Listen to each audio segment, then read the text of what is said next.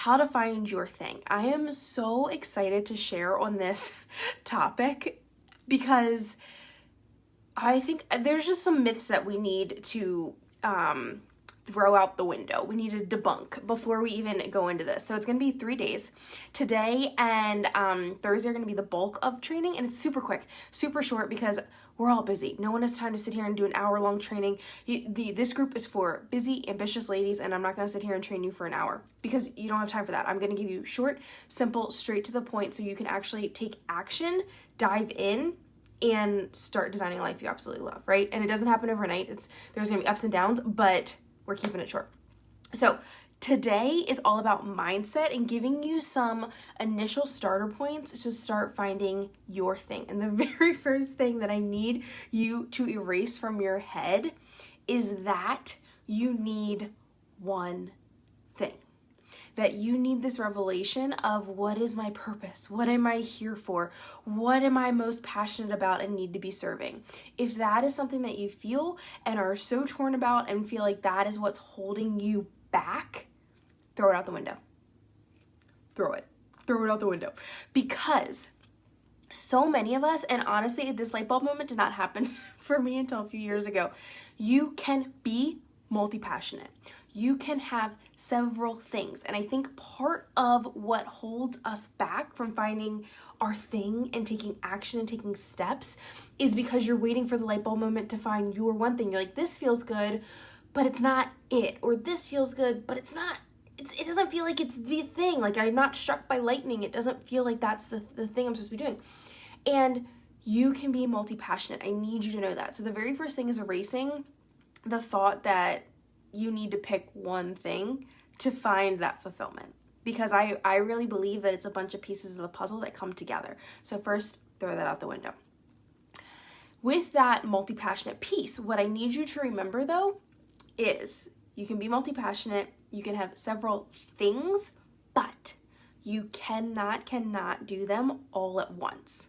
But don't worry, because I love doing worksheets for you guys, and I have a cute worksheet coming at you tomorrow. That'll be day 2, and there's a fun roadmap exercise because we're going to break it down today a little bit with some questions, and it's more covered in the worksheet, but just know you can. And you're like, oh my goodness, yes, Brittany gave me permission. I can do all the things. I can be multi-passionate, but you cannot do them all at the same time. And some, even when you are doing some at the same time, some are going to be at higher levels than others, if that makes sense.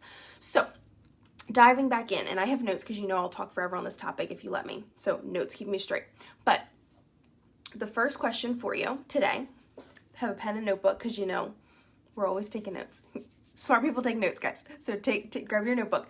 And what I want you to ask yourself is, what am I telling myself I should do versus what am I telling myself that I actually want to do?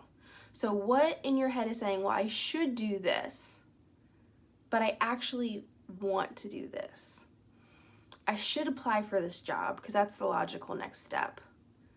But I actually want to apply for this job, but it's so out of my comfort zone.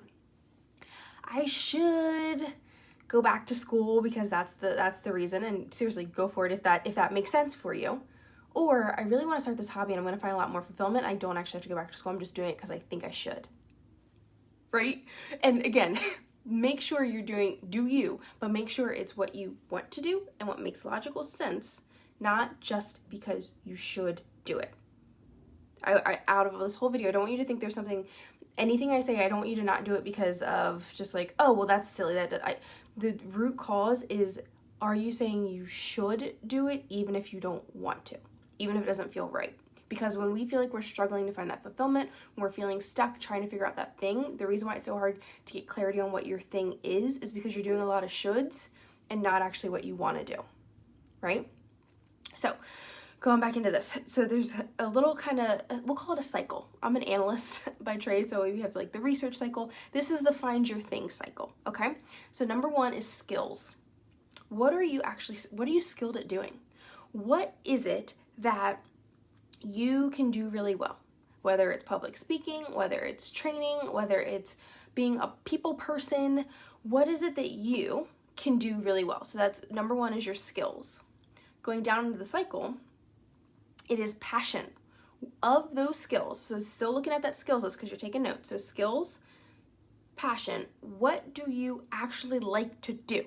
Because it's an important part in finding your thing. Remember, we're going to break this down for 3 days, but today, skills, passion. What do you actually like to do from that skills list? Like, I am really good with people, but I'm also an introvert. So maybe I don't go for a job that's going to put me in front of people 24/7. Maybe I get small doses because I'm good and it fills my cup, but I need to keep that introvert on the side, So what are you skilled at, and what are you also passionate about? I love creating. I love taking the time to really dive in and do stuff like this. If coaching was taken off my plate and I wasn't able to do it, that'd be a problem, right? So skills, passionate about. Number 3 is, what do you want to learn and expand on? Because I don't want you to think you're stuck just because you're like, well, I'm great at this. I can tolerate it. I'm passionate about it. I guess that's it. This is what I'm going to do for the next 20 years. Done. What also do you want to learn and expand on? What itch do you have to keep going? What is kind of calling your name? What is calling your name? And I'm going to give you permission at the end, which is a nice kind of like sigh of relief, so you just wait. But what do you want to learn or expand on? Whether it's in your current job, whether it's in just life, whether it's hobbies, because this is across the board, whether it's just trying to figure out like a health and fitness program that fits for you. What do you want to learn and try and expand on?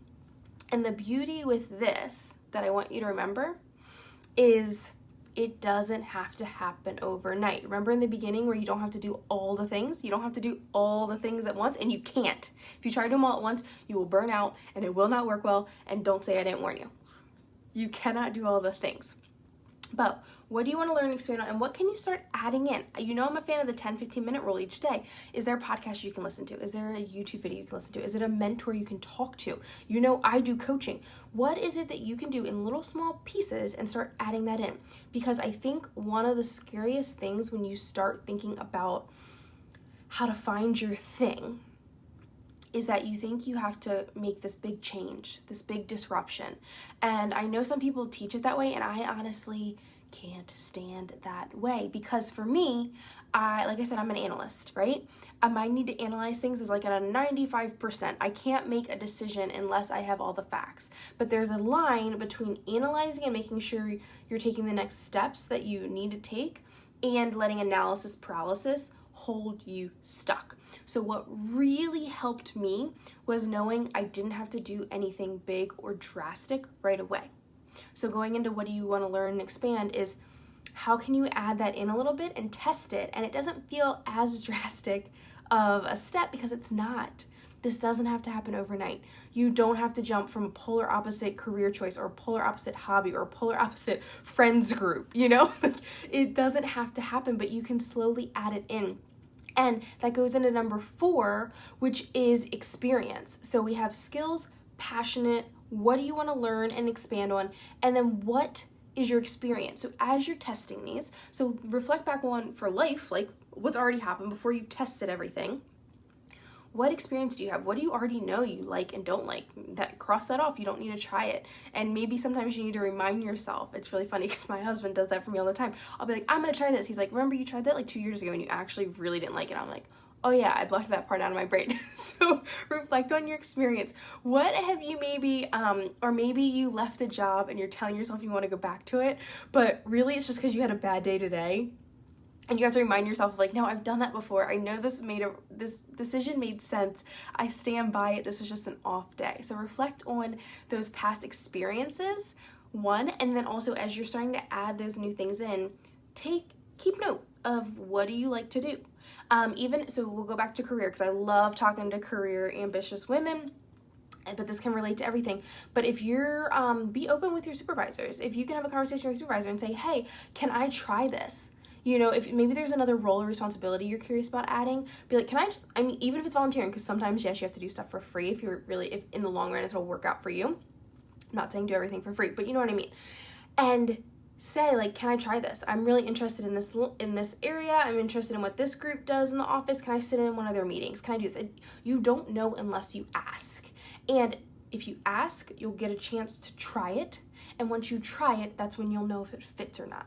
But if you're sitting there with a pen and paper making a pro and cons list, I am the queen of pro and cons lists, but you do not know if you like it, if it is a good fit, unless you give it a go. You actually have to take action, step out. But remember, it's not as scary. Don't let analysis paralysis hold you back, because these are baby steps.